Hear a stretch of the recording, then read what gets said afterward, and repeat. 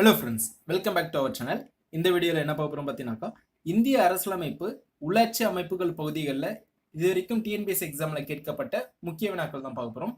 Video முழுமையாக பாருங்கள். வாங்க வீடியோக்குள்ளே போகலாம்.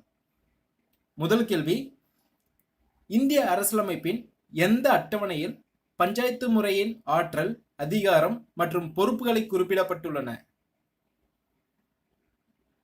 இந்திய அரசியலமைப்பின் எந்த அட்டவணையில் பஞ்சாயத்து முறையின் ஆற்றல், அதிகாரம், பொறுப்புகளை குறிப்பிடப்பட்டுள்ளன? சரியான விடை ஆப்ஷன் சி, 11வது அட்டவணை. இதுல தான் பஞ்சாயத்து முறையை பத்தி கூறப்பட்டுள்ளது. இரண்டாவது கேள்வி, மாநகராட்சியின் அரசியல் ரீதியான தலைவர் யார்? மாநகராட்சியின் கார்பரேஷனோட அரசியல் ரீதியான தலைவர் யார்? சரியான விடை ஆப்ஷன் ஏ, மேயர். மேயர் தான் மாநகராட்சியின் அரசியல் ரீதியான தலைவர் ஆவார்.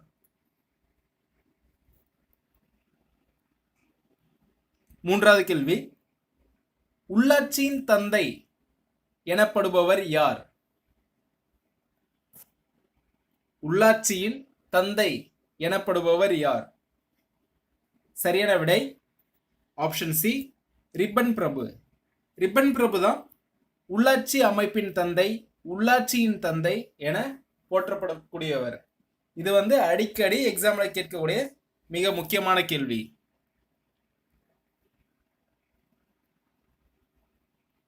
நான்காவது கேள்வி, உள்ளாட்சி தேர்தல்களை எந்த அமைப்பு நடத்துகிறது? உள்ளாட்சி தேர்தல்களை எந்த அமைப்பு நடத்துகிறது?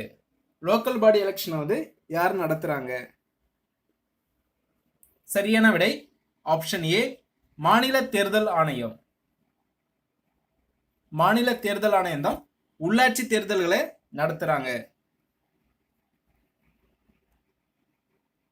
ஐந்தாவது கேள்வி, மாவட்ட அளவில் பலதரப்பட்ட பணிபுரியும் பணியாளராக இருப்பவர் யார்? மாவட்ட அளவில் பலதரப்பட்ட பணிபுரியும் பணியாளராக இருப்பவர் யார்? சரியான விடை ஆப்ஷன் டி, மாவட்ட ஆட்சியாளர். ஆறாவது கேள்வி, சாதாரணமாக ஒரு மாநகராட்சியின் மக்கள் தொகை எவ்வளவு? சாதாரணமாக ஒரு மாநகராட்சியின் மக்கள் தொகை எவ்வளவு? சரியான விடை ஆப்ஷன் டி, 10 லட்சம். 10 லட்சம் இருந்துச்சுனாக்கா அது மாநகராட்சியா தரம் உயர்த்துவாங்க.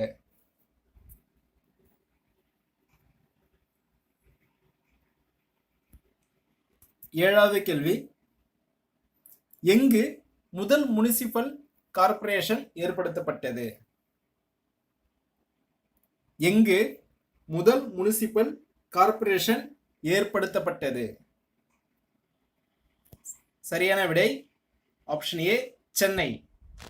சென்னையில் தான் பார்த்தீங்கன்னாக்கா முதல் முனிசிபல் கார்ப்பரேஷன் ஏற்படுத்தப்பட்டது.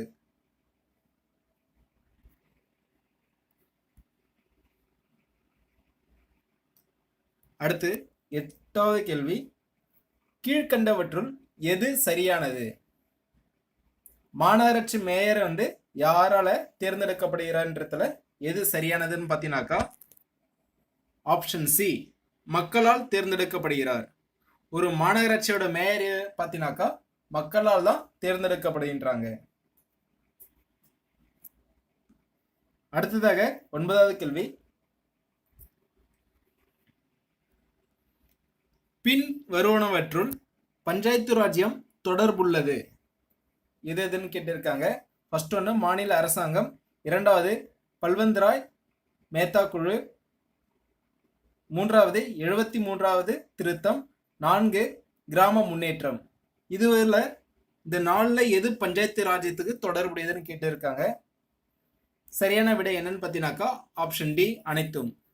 இது எல்லாமே பார்த்தீங்கன்னாக்கா பஞ்சாயத்து ராஜ்யத்துக்கு தொடர்புடையது. பஞ்சாயத்து ராஜ்யம் பார்த்தீங்கன்னா மாநில அரசாங்கத்தால் நிர்வகிப்பாங்க. பல்வந்திர மேத்தா குழுவால் உருவாக்கப்பட்டது. 73வது சட்ட திருத்தத்தின்படி வந்தது. இது எதுக்கு முக்கியத்துவம் பார்த்தீங்கன்னாக்கா கிராம முன்னேற்றத்திற்கு முக்கியத்துவம் தரத்துக்காக உருவாக்கப்பட்டது.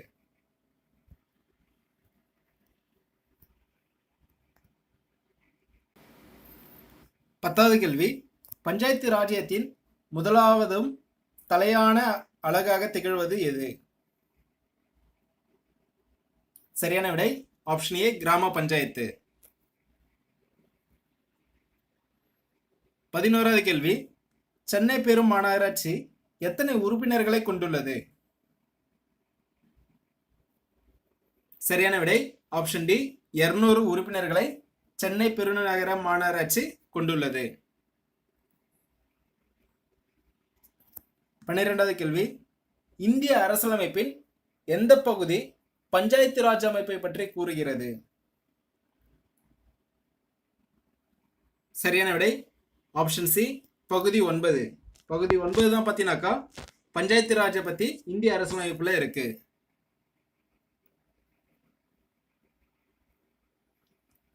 13வது கேள்வி, பல்வந்த்ராய் மேத்தா குழுவின் பரிந்துரைகளின்படி ஜில்லா பரிஷத்தின் தலைவராக செயல்பட வேண்டியவர் யார்?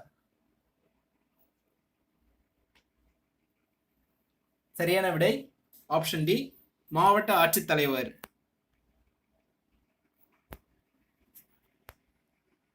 14வது கேள்வி, மாநகராட்சியின் முதல் குடிமகன் மற்றும் தந்தை என அழைக்கப்படுபவர் யார்? சரியான விடை ஆப்ஷன் சி, மேயர். மேயர் தான் ஒரு மாநகராட்சியோட முதல் குடிமகன் மற்றும் தந்தை என அழைக்கப்படுகிறார். அடுத்ததாக 15வது கேள்வி, பஞ்சாயத்து ராஜ் நிறுவனங்கள் மீதான அசோக் மேத்தா குழு பரிந்துரைத்தது? சரியான விடை ஆப்ஷன் பி, 2 அடுக்கு முறைமையை அசோக் மேத்தா குழு பரிந்துரை செஞ்சாங்க.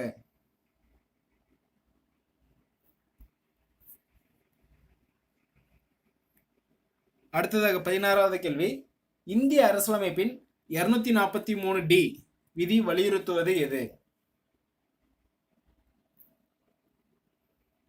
சரியான விடை ஆப்ஷன் பி, பஞ்சாயத்தில் எஸ்சி மற்றும் எஸ்டி வகுப்பினர் மற்றும் பெண்களுக்கான இட ஒதுக்கீட்டு முறை. இதுதான் பார்த்தீங்கன்னாக்கா இந்திய அரசியலமைப்புல 243 243D விதி கூறுகிறது.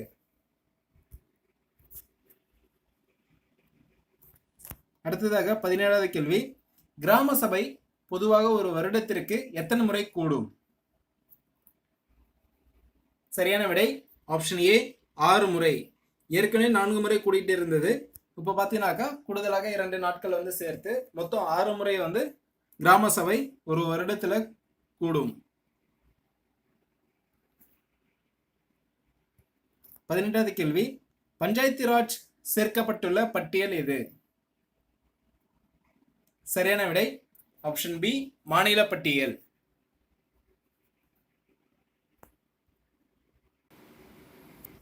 19வது கேள்வி, கீழ்கண்ட இவர்களுக்கு உள்ளாட்சி அரசாங்க தேர்தலில் இடஒதுக்கீடு கிடையாது. சரியான விடை ஆப்ஷன் பி, பழங்குடியினர். பழங்குடியினருக்கு பார்த்தீங்கன்னாக்கா உள்ளாட்சி அரசாங்க தேர்தலில் இடஒதுக்கீடு கிடையாது. அடுத்ததாக 20வது கேள்வி, உள்ளாட்சி அரசாங்கத்தின் தந்தை என்று அழைக்கப்படுபவர் யார்? சரியான விடை ஆப்ஷன் பி, ரிப்பன் பிரபு. ஏற்கனவே இதை பார்த்திருக்கோம். என்னன்னாக்கா உள்ளாட்சியின் தந்தை என்று அழைக்கப்படுபவர் யாருன்னு பார்த்திருப்போம். உள்ளாட்சியின் தந்தை, உள்ளாட்சி அரசாங்கத்தின் தந்தை யாரா இருந்தாலும் ரிப்பன் பிரபு தான். அடுத்து 21வது கேள்வி, பஞ்சாயத்து ராஜ் அமைப்பை முதலாக அறிமுகம் செய்த மாநிலம் எது? சரியான விடை ஆப்ஷன் டி, ராஜஸ்தான். ராஜஸ்தான் தான் பஞ்சாயத்து ராஜ் அமைப்பை பார்த்தீங்கன்னாக்கா ஃபர்ஸ்ட் இம்ப்ளிமெண்ட் பண்ணாங்க.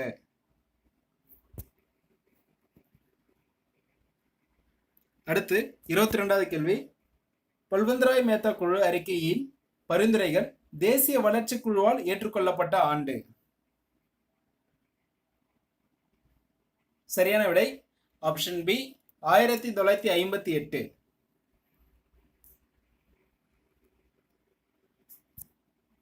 23வது கேள்வி, கீழ்கண்ட குழுக்களில் எதை முன்னாள் பிரதமர் ராஜீவ்காந்தி, அதாவது உள்ளாட்சி நிறுவனங்களுக்காக பஞ்சாயத்து அமைப்புகளுக்கான ஆய்வுக்காக உருவாக்கினார்? சரியான விடை ஆப்ஷன் சி எல்எம் சிங்வி குழு. இதுதான் பார்த்தீங்கன்னா பஞ்சாயத்து அமைப்புகளுக்கான ஆய்வுக்கு இந்த குழு முன்னாள் பிரதமர் ராஜீவ்காந்தி அவர்கள் உருவாக்குனாங்க.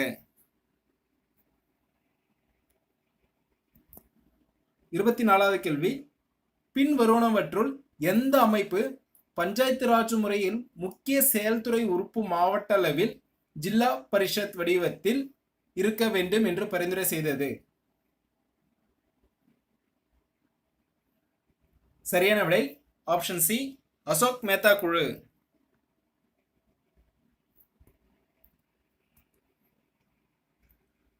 அடுத்ததாக 25வது கேள்வி, பஞ்சாயத்துகளை பற்றி ஆட்சியியல் கட்டுப்பாட்டில் வழங்கியது எந்த அட்டவணைன்னு கேட்குறாங்க. சரியான விடை ஆப்ஷன் ஏ 11வது அட்டவணை. தேங்க்யூ ஃபார் வாட்சிங். வீடியோ பிடிச்சிருந்தா லைக் பண்ணுங்க, உங்க ஃப்ரெண்ட்ஸுக்கு ஷேர் பண்ணுங்க. இதற்கு நம்ம சேனலை சப்ஸ்கிரைப் பண்ணாதவங்க மறக்காம கீழே இருக்கக்கூடிய ரெட் கலர் சப்ஸ்கிரைப் பட்டன் அழுத்தி சப்ஸ்கிரைப் பண்ணிடுங்க. தேங்க்யூ.